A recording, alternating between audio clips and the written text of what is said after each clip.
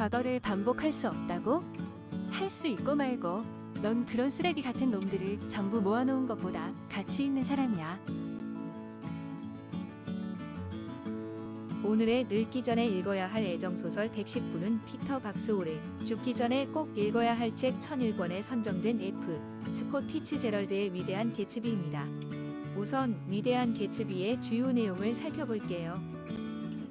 소설은 1922년 초여름 뉴욕 롱아일랜드의 웨스트에그를 배경으로 닉 캐러웨이의 관점에서 시작됩니다. 닉은 중서부에서 살아왔으며 예일 대학교를 졸업했고 세계 1차 대전에 참가한 인물인데 주식, 채권 기술을 배우기 위해 고향을 떠나 뉴욕에서 살기로 결심을 합니다.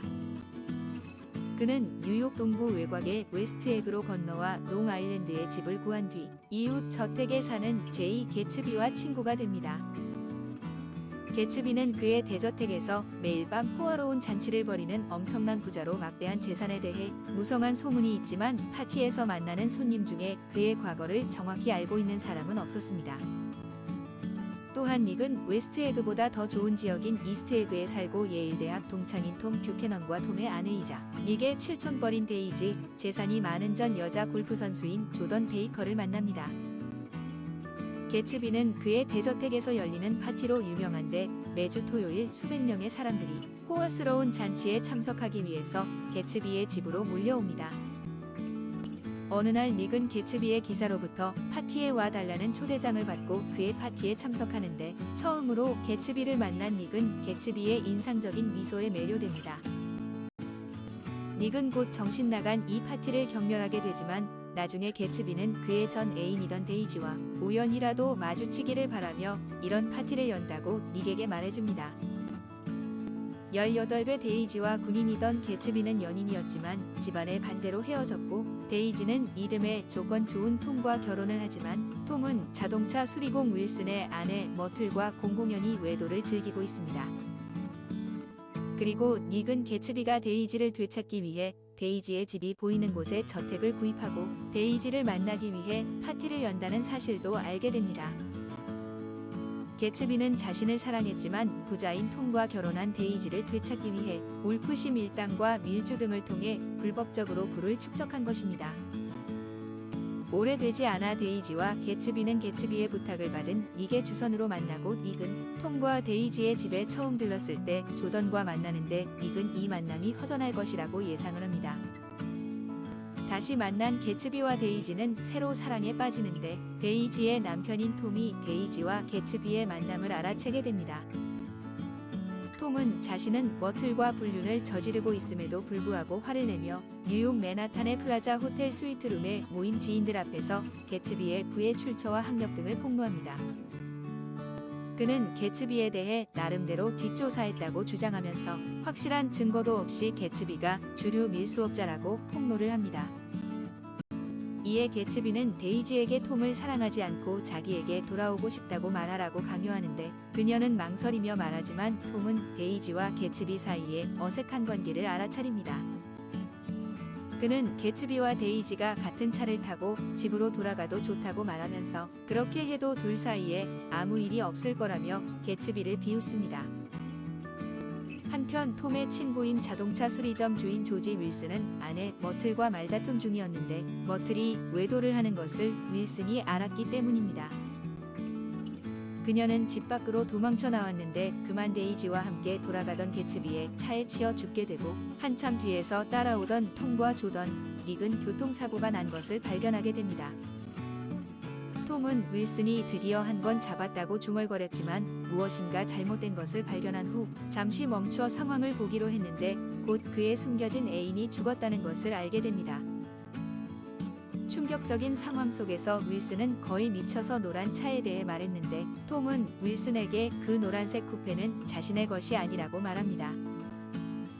호텔에 놀러가면서 윌슨의 차고에 기름 넣으려고 들렀을 때는 톰이 개츠비의 노란색 쿠페를 몰고 개츠비가 톰의 차를 몰고 있었기 때문에 윌슨은 톰의 차로 착각하고 있었던 것입니다.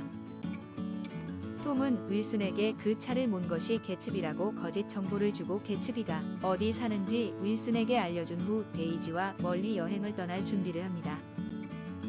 이때 개츠비는 그의 수영장에서 튜브를 타고 둥둥 떠 있었는데 윌슨은 아내의 외도 상대이자 그녀를 죽인 범인이 개츠비라 믿고 수영장에 있던 개츠비를 총으로 쏴 죽인 뒤 자살을 합니다. 개츠비가 죽은 후 닉은 장례식에 참석할 사람들을 물색했지만 밀수 동업자로 조직폭력계 두목인 울프심조차 거절을 하고 톰과 여행을 간 데이지는 조문전보도 보내지 않았습니다. 한편 개츠비의 아버지인 헨리 개츠씨가 장례식에 와서 과거를 추억했는데 닉에게 개츠비의 집이 찍힌 달아빠진 사진과 개츠비가 어렸을 적 쓴 계획표를 보여주었습니다. 개츠비의 넓은 인맥에도 불구하고 장례식은 결국 이 개츠비의 아버지 개츠씨 등 몇 사람만 참석한 채 쓸쓸하게 치러집니다. 장례식 후 닉은 조던, 톰, 데이지와 연락을 끊고 변질된 미국의 꿈과 동부의 생활에 환멸을 느끼며 뉴욕을 떠나 종석으로 돌아갑니다. 그럼 위대한 개츠비에서 기억에 남는 구절들을 살펴보도록 하겠습니다. 하느님께 맹세코 진실을 말씀드리지요. 그는 신의 처벌을 멈추게 하려는 듯 갑자기 오른손을 쳐들었다. 난 중서부의 어느 부잣집에서 태어났어요. 가족들은 모두 죽고 없습니다. 미국에서 자랐지만 교육은 옥스퍼드에서 받았어요. 선조 대대로 그곳에서 교육을 받아왔거든요. 집안 전통이죠. 데이지는 그가 난생 처음으로 알게 된 우아한 여자였다. 그는 온갖 숨겨진 능력을 발휘해 그런 부류의 사람들과 만나긴 했지만 그들과의 사이에는 언제나 눈에 보이지 않는 가시철조망이 가로놓여 있었다. 그는 그녀가 몹시도 탐냈다. 처음에는 캠프 테일러의 다른 장교들과 같이 그녀의 집에 놀러갔지만 나중에는 혼자서 찾아갔다. 그에게는 참으로 놀라운 일이었다. 오직 이 책에 이름을 제공해준 개츠비만이 내가 이러한 식으로 반응하지 않은 예외적인 인물이었다. 내가 드러내놓고 경멸에 맞지 않는 것을 모두 대변하는 개츠비 말이다. 그러나 만약 인간의 개성이라는 게 일련의 성공적인 몸짓이라면 그에게는 뭔가 멋진 구석이 있다고 할 수 있었다. 그는 마치 15,000km 밖에서 일어나는 지진을 감지하는 복잡한 지진계와 연결되어 있기라도 한 것처럼 삶의 가능성에 민감하게 반응했다. 이러한 민감성은 창조적 기질이라는 이름으로 위험을 갖추는 그런 무기력한 감수성과는 차원이 달랐다. 그것은 희망에 대한 탁월한 재능이며 다른 어떤 사람한테서 한 번도 발견한 적이 없고 앞으로도 다시는 발견할 수 없을 것 같은 낭만적인 준비성이었다. 결국 개츠비가 다 옳았다. 내가 잠시나마 인간의 속절없는 슬픔과 숨가쁜 환희의 흥미를 잃어버렸던 것은 개츠비를 희생물로 삼은 것들, 개츠비의 꿈이 지나간 자리에 떠도는 더러운 먼지들 때문이었다. 개츠비는 그 초록색 불빛을 해가 갈수록 우리 앞에서 뒤로 물러가고 있는 황홀한 미래를 믿었다. 그것은 우리를 피해갔지만 그다지 문제되지 않는다.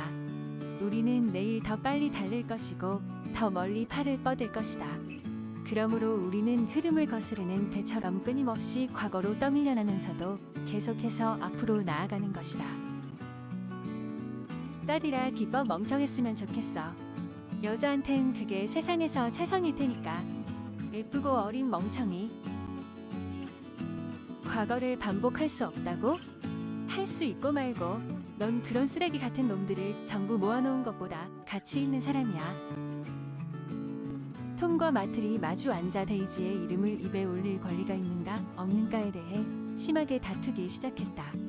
데이지, 데이지, 데이지. 마틀은 큰 소리로 외쳤다. 부르고 싶을 땐 언제든지 부를 거예요.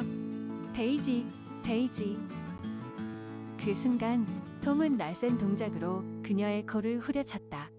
그러나 욕실 바닥에는 피 묻은 수건이 던져지고 여자들의 비명소리가 들리고 그 소란보다 더 크고 길게 고통을 호소하며 울부짖는 울음소리가 들렸다. 나는 뉴욕이라는 도시, 밤이면 역동적이고 모험적인 분위기로 충만한 남자와 여자, 자동차들이 쉴 새 없이 몰려들어 눈을 어지럽히는 이 도시를 사랑하기 시작했다.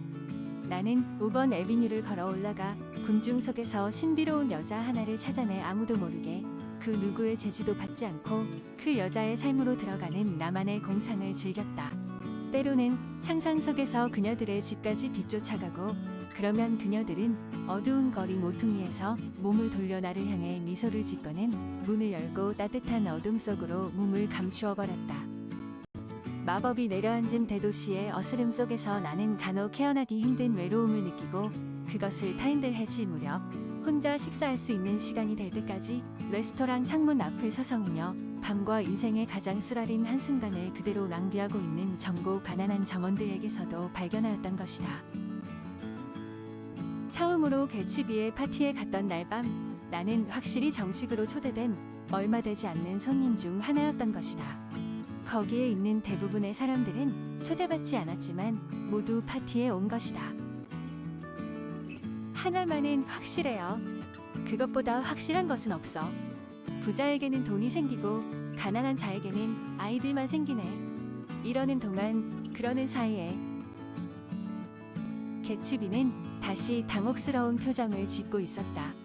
현재의 행복에 대해 어렴풋이 의심이 들기 시작한 것일까. 거의 5년이란 세월. 그리고 이날 오후도 데이지가 그의 꿈을 허물어뜨린 순간이 몇 번인가 있었을 것이다. 그것은 그녀의 잘못이 아니라 그가 품은 강한 환상이 그 환상은 그녀를 초월하고 모든 것을 아니 그 어떤 것을 뛰어넘고 있는 것이다. 당신 부인은 당신을 사랑하지 않아. 한순간도 그런 적이 없을걸. 왜냐하면 그녀는 나를 사랑하니까. 자네와 결혼한 것은 내가 가난했기 때문이야. 그리고 나를 기다리다 지쳤기 때문이지. 큰 실수를 저지른 거지. 마음속으로는 나 이외에 그 누구도 결코 사랑한 적이 없어. 이자와 울프심은 시카고 뒷골목의 드러그 스토어를 잔뜩 사들여 거기에서 술을 팔았어. 그게 심심찮게 재미를 봤지. 처음 만났을 때 주류 밀매업자일 거라고 악담을 했었는데 어때 비슷하게 짚었군. 개츠비는 그 초록색 불빛을 믿었다. 해가 갈수록 우리에게서 멀어지기만 하는 황홀한 미래를. 이제 그것은 자취를 감추었다. 그러나 뭐가 문제겠는가. 내일 우리는 더 빨리 달리고 더 멀리 팔을 뻗을 것이다. 그러면 마침내 어느 찬란한 아침, 그러므로 우리는 물결을 거스르는 배처럼 쉴 새 없이 과거 속으로 밀려나면서도 끝내 앞으로 나아가는 것이다. 레이첼입니다. 그럼 제가 소설에 대한 뒷이야기와 작가에 대해 알려드리도록 하겠습니다. 위대한 개츠비는 1920년 제주시대에 변질된 미국의 꿈과 부와 사랑에 대한 문제를 당대 인간들의 모습을 통하여 예리하고 섬세하게 포착하여 잘 그려낸 피츠제럴드의 대표작입니다. 또한 피츠제럴드를 세계적인 작가의 반열에 올려놓은 작품인데 제주시대란 제1차 대전 이후부터 미국의 대공황이 시작되기 전 1920년대로 금주법이 시행되고 있었으나 밀주가 성행했습니다. 1925년 첫 출판된 이래 가장 미국적인 소설 중의 하나이며 미국인들이 즐겨 읽는 고전에 매년 선정될 정도로 대중들의 사랑을 받는 작품입니다. 작품에서 파생된 형용사인 개츠비 같은이란 신조어가 생길 정도로 미국 문학을 논의할 때 빠지지 않는데 문체와 기법 및 주제는 거의 완벽에 가깝다는 평가를 받았습니다. 개츠비스크는 뭔가 요란하면서 과장된 스타일을 가리키거나 환상적인 힘으로 인생을 긍정하는 현상을 가리키는 말인데 대체로는 전자의 의미로 사용됩니다. 1920년대 전후 잃어버린 세대의 모습과 제주시대를 잘 그려냈으며 미국의 꿈에 대해 잘 탐구한 작품입니다. 제주시대의 왕자라는 별명에 걸맞게 스스로 직접 체험한 시대를 작품으로 잘 승화시켰으며 그가 평생 관심을 가졌던 곳, 젊음과 사랑이라는 주제가 작품 속에서 잘 드러납니다. 자전적인 소설로 개츠비는 자신을, 데이지는 그의 아내 젤다를 닮아 있는데 미국 랜덤 하우스 출판사 편집위원회에 선정한 20세기 가장 위대한 영문 소설에서 율리시스에 이어 2위를 차지한 바 있습니다. 피츠제럴드 생전에는 불과 25,000부 정도밖에 팔리지 않았을 정도로 인기가 없었지만 사후 군인용 문고판 책으로 재출간된 것을 계기로 엄청난 인기를 끌게 되었습니다. 영화로도 많이 만들어졌는데 가장 먼저 만들어진 1926년판은 작가가 살아있을 때의 영화로 흑백 무성 영화인데 로이스 윌슨과 워너 백스터가 주연을 했습니다. 1949년판은 엘리엇 너젠트가 감독을 맡고 시인으로 유명한 배우 앨런 레드가 개츠비를, 베티 필드가 데이지 역을 맡았습니다. 1974년판은 각본을 프란시스 포드 코폴라가 썼는데 흥행도 성공했지만 개츠비 역을 맡은 로버트 레드퍼드에 비해 데이지 역인 미아 페루오가 너무 떨어져 비난을 받았습니다. 2000년판은 케이블 방송 영화로 미국과 영국 합작인데 영국 배우 토비 스티븐스가 개츠비, 미국 배우인 미라 소르비노가 데이지를 맡았습니다.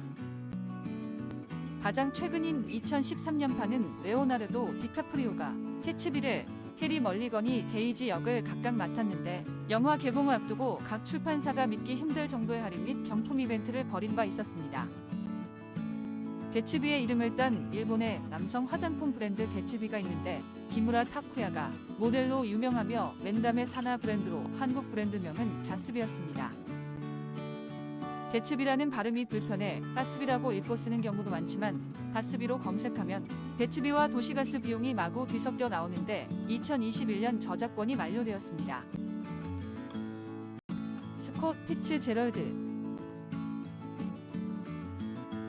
1896년 9월 24일 미국 미네소타주 세인트폴에서 태어났는데 프린스턴 대학교 재학 시절 1차 세계대전이 발발하자 입대하여 육군 소위로 인권했습니다.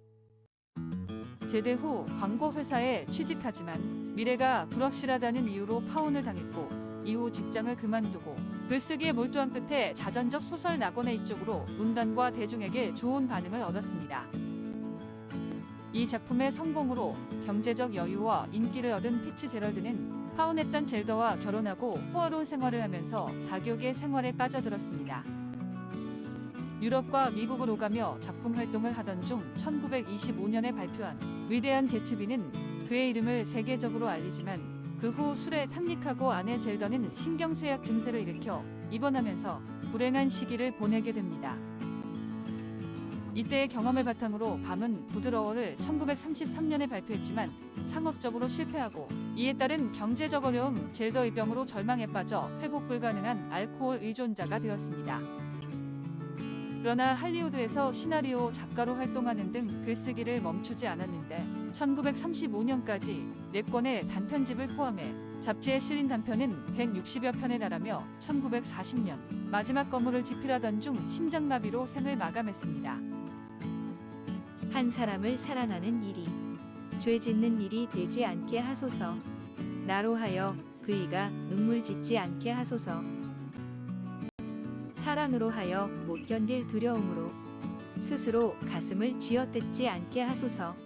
사랑으로 하여 내가 쓰러져 죽는 날에도 그 일을 진정 사랑했었노라 말하지 않게 하소서. 내 무덤에는 그리움만 소금처럼 하얗게 남게 하소서. 안도현, 사랑.